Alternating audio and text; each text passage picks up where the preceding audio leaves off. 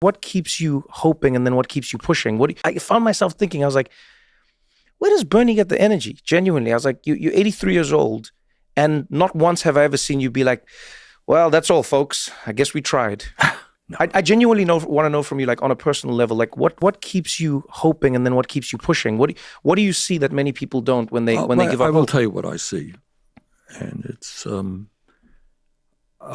part of this fighting oligarchy tour, some of which I did with Alexandria Ocasio-Cortez, Greg Gazar from Texas, others.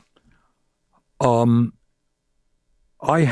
am extraordinarily fortunate as someone who has been to every state in this country, and I say this not to be rhetorical or to be overly romantic here, but I have met so many unbelievably wonderful people. And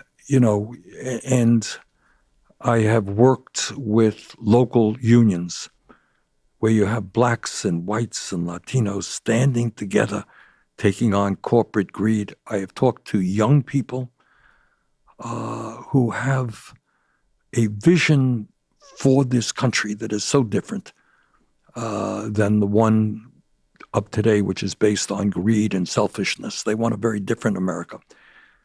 So talking to a lot of young people, talking to working people, it really does inspire me. If you go to a rally as we had, I describe it in the book. If you go to a rural area in California, Folsom, California. Have you heard of Folsom, California? I've never heard of Folsom, California, no. All right. How I had heard of Folsom, many of your viewers will have heard of it. That's where Johnny Cash did a song, Folsom Blues. So there's a prison, big prison there. That's all I had heard of Folsom. It's a rural area controlled by Republicans in the Congress. We had 30,000 people coming out. It was an insane thing. I mean, people was all over the place. Into L.A., there were 36,000 people. Denver, 34,000 or something like that. And you see that energy of people saying, you know what, we want real change. How can you not walk away from that and say, whoa, man, we can do it. We can do it. And then I talk to kids, and that also inspires me. So the advantage that I have as somebody who's been to every state in the country, and I've had the opportunity to talk to, in this particular tour, we've been now to over 20 states. We did 35 events. I've talked to over 300,000 people. That inspires me. That gives me the energy to keep going.